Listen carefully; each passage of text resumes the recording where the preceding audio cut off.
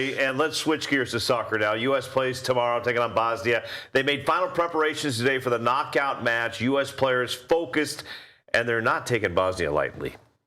Listen, we know they're a strong team, physical team. They've obviously qualified and made it through the group stages for a reason. So it's not a fluke that they've gone through the playoffs and knocked Italy out and made it through to the World Cup. So we'll have to pay attention in all aspects and all moments of the game, and set pieces will probably play a big part. But yeah, listen, at the end of the day, we have to worry about and take care of ourselves and do what we have to do to win the game and make it through.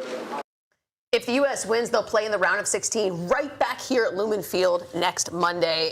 If this happens, this could be one of the biggest sporting events to ever take place in Seattle. I'm telling you what, and I've been covering sports in this city for nearly 3 decades now, and this will go down, I think, as maybe the biggest sporting event ever to take place in this city, because it will be a knockout game. It will be the match to get the U.S.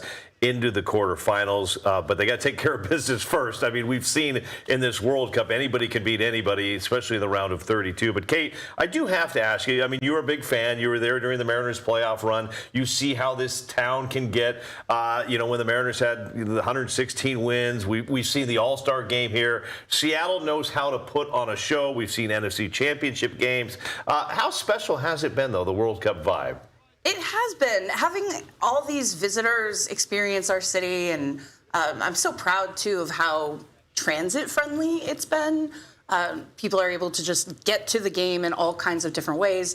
They've done such a great job with the activations down in Soto and in Pioneer Square, and giving people spaces to, gather and be excited. I am not, this is my first, World Cup up close, really. I've never paid a ton of attention before. Well, you're focused on baseball. Baseball is a grind. Fine. It's a grind. Yeah. And when I'm not doing baseball, I'm not always in the space where I want to do sports. But it's been really fun to watch. And who knew? Now I have all these opinions about offsides, and because I'm watching it with the fans, when I'm out in the downtown Seattle bars, whatever, sitting next to some Iran fans the other night, some Mexico fans, and I'm like, whoa. All of a sudden, I have many strong opinions.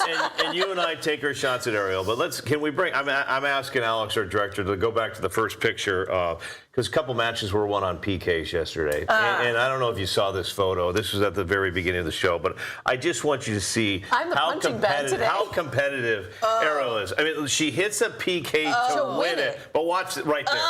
Doesn't that say it all right there? I want that blown up. I want that as a poster on my wall. I move over Edgar Martinez bat attitude vintage from 1990. I want that right next to it. We can get that for you. Well done. I'll sign it. Yeah. Well done. Yeah. Well done. And well done you. That was fun stuff.